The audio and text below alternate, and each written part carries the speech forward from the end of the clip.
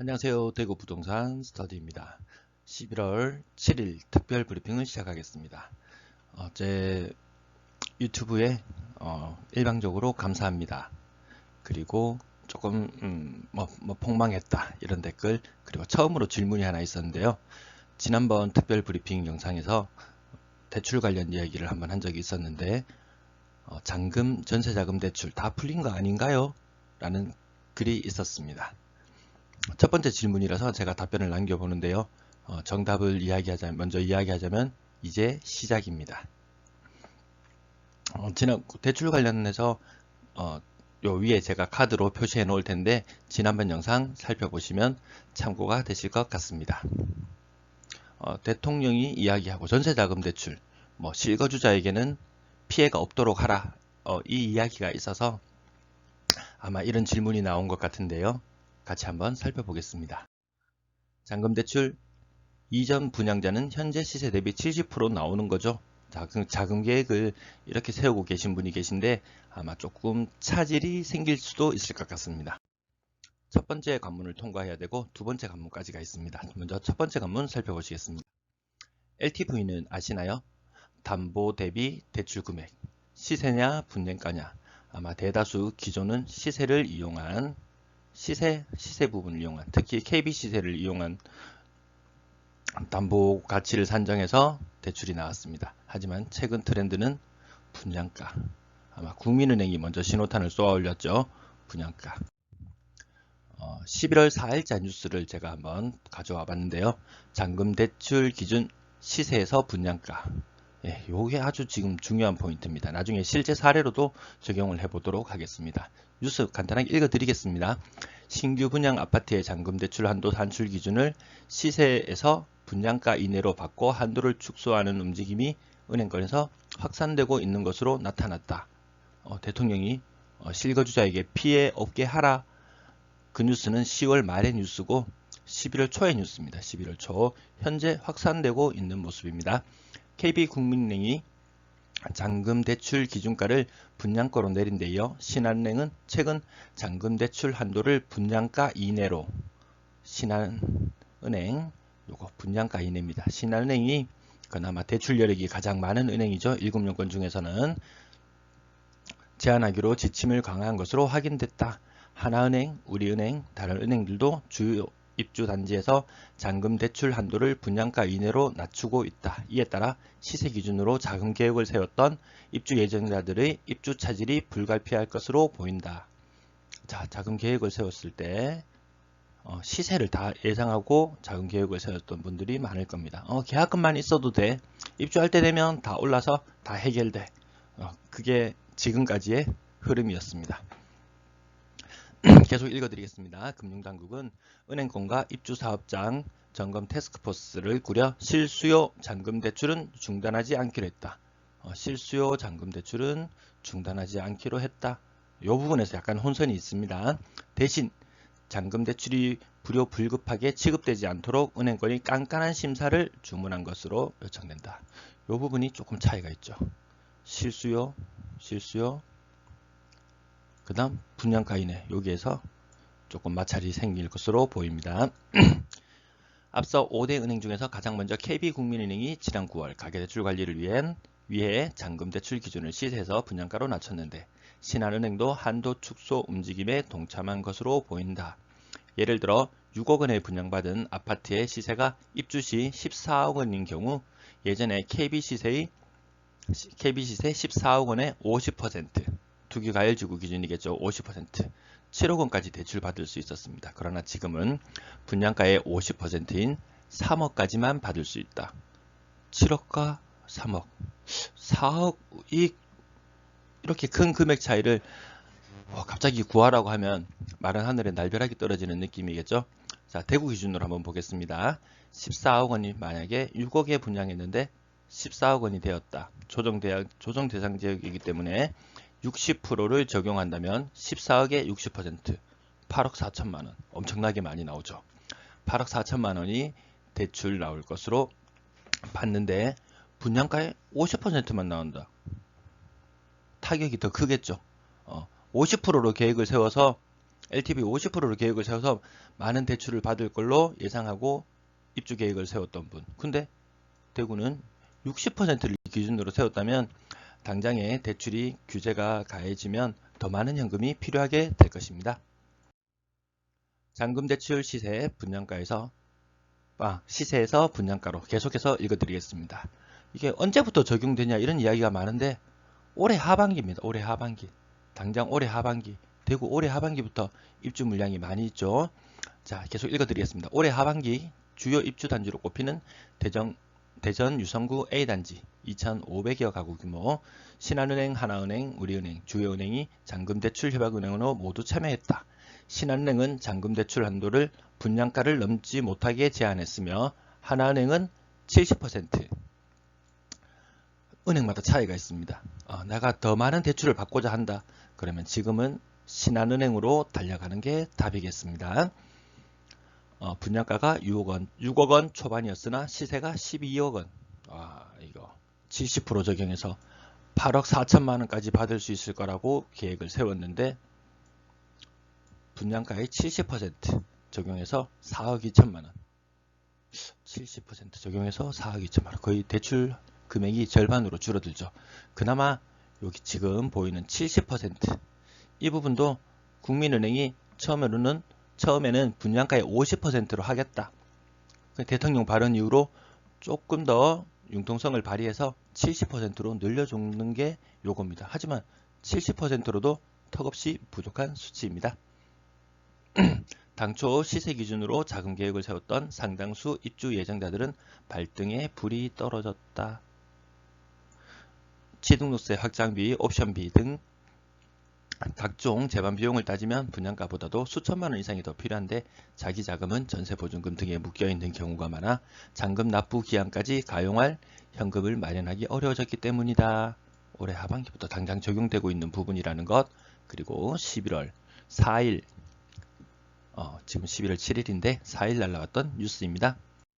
자, 두 번째 관문. 자, LTV 통과했습니다. 두 번째 관문으로 가보겠습니다. DSR은 아시나요? 차주별 DSR은요?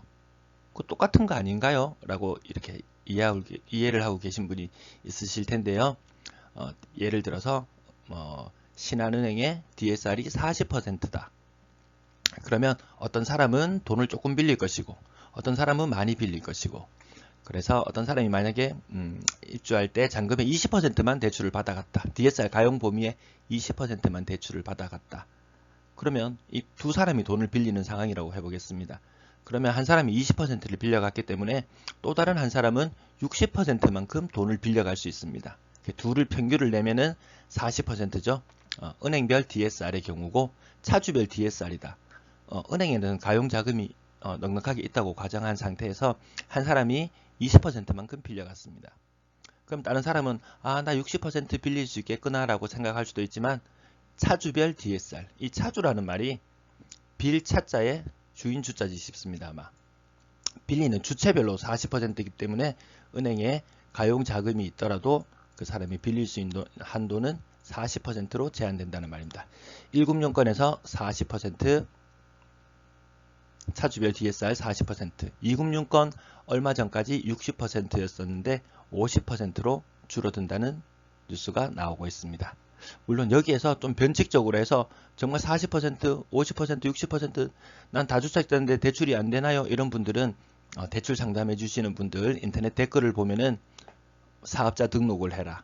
그렇게 해서 약간 편법적으로, 편법은 아닌 것 같고 아무튼 또 대출 가능한 길은 살짝 열려 있는 것 같습니다. 네. 자, 이제 월배 삼정, 우리 대구 부동산 스터디니까 대구에 적용해 보겠습니다. 월배 삼정 84제곱미터에 적용해 보겠습니다. 분양가 5억 조금 덜 되는 것도 있고 넘어서는 것도 있고 좀 차이는 있는데 5억이라고 가정해 보겠습니다. 최근 실거래가 조회해 보니까 7억 7천 이렇게 되어 있던데 KB 시세 대략 7억으로 가정해 보겠습니다. 잔금 대출 첫 번째 관문입니다. 첫 번째 관문 잔금 대출 LTV 70% 규제 이전에 분양했기 때문에 70% 적용받을 수 있습니다.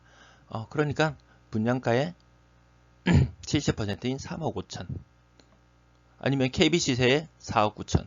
기존에는 대출이 아이고 색깔 때문에 좀 눈 아프시죠?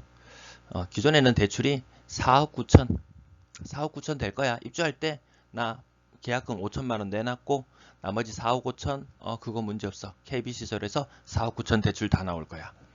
근데 여기서 사질이 생깁니다.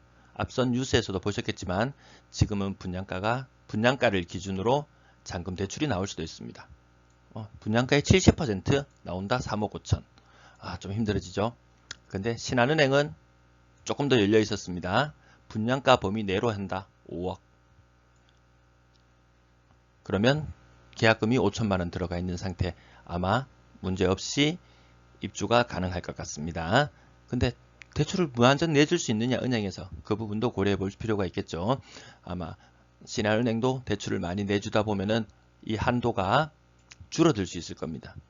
어떤 곳은 분양가의 100%, 70%, 50% 이렇게 바뀔 수 있겠죠. 그래서 자금 융통이 잘안 돼서 더 많은 돈을 확보해야 한다는 분은 신한은행이 아마 더 유리할 것으로 보입니다. 자, 첫 번째 관문 통과했습니다. 두 번째 관문으로 가보겠습니다. 두 번째 관문 DSR 40% 소득 대비 얼마나 갚을 수 있냐를 알아보는 게 DSR이죠. 40% 1금융권 기준으로 봅니다. 연소득 5천만원 기준 대출금리는 지금 뭐 상단이 5%니 6%니 계속 이야기가 나오고 있는데 4% 아래도 있겠지만 평균적으로 4%로 잡아보겠습니다.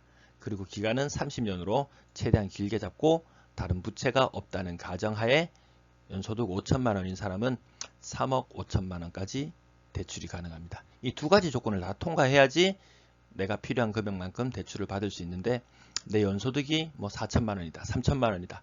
그러면 분양가의 70%인 3억 5천까지 대출 요건이 충족이 되더라도 DSR 이 조건이 만약에 뭐 3억까지가 대출 가능하다.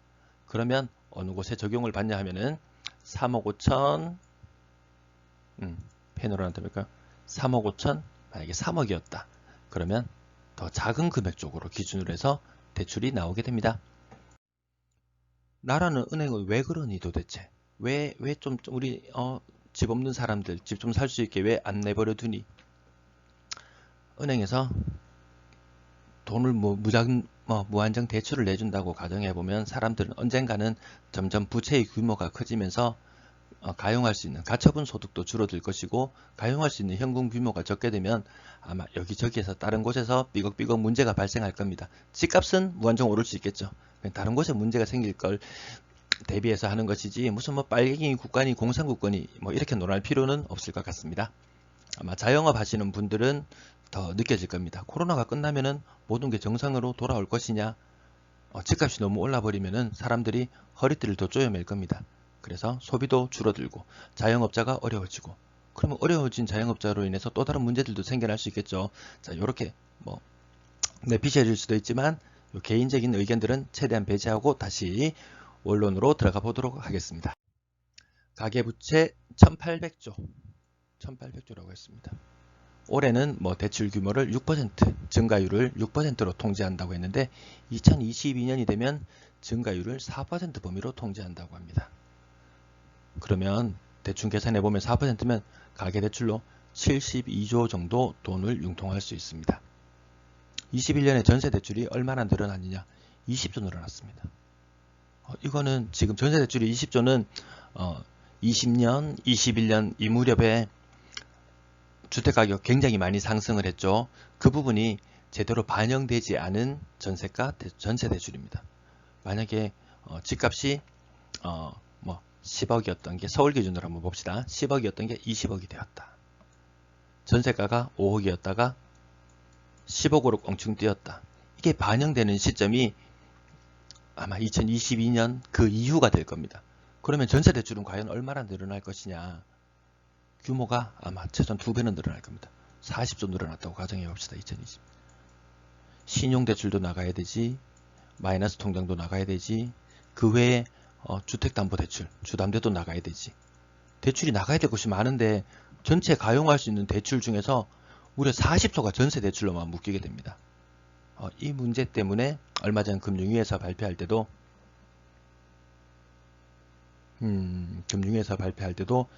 전세대출 관련해서 플랜 B까지 세워뒀습니다. 원금까지 일부 갚게 한다. 2억 대출의 경우 기존에는 40만 원 정도 매달 갚아 나가면 됐는데 원금까지 같이 상환하게 되면 월 140만 원 정도 부담을 지울 수밖에 없는 이유는 전세 대출 실수요자도 좋다. 무작정 풀어주기만 한다면 다른 곳에 문제가 생기기 때문에 그렇습니다. 나는 전세 입자니까 당장 나만 급해. 나한테 대출 다 해줘. 난 실수요자야. 이렇게만 주장할 수 없는 부분인 것 같습니다. 우리는 어떻게 하죠? 은행 정책을 원망만 하고 나라만 원망하고 있다고 이게 뭐 갑자기 입주할 때 대출이 7억이 가능했는데 갑자기 4억으로 쪼그라들었다. 원망만 하고 있으면 해결이 될까요? 아닙니다. 한 발 앞서서 여러 은행을 방문해 보시고 입주하시는 곳이 있으시다면 자금 계획을 잘 세우셔서 무리 없이 입주하셨으면 좋겠습니다.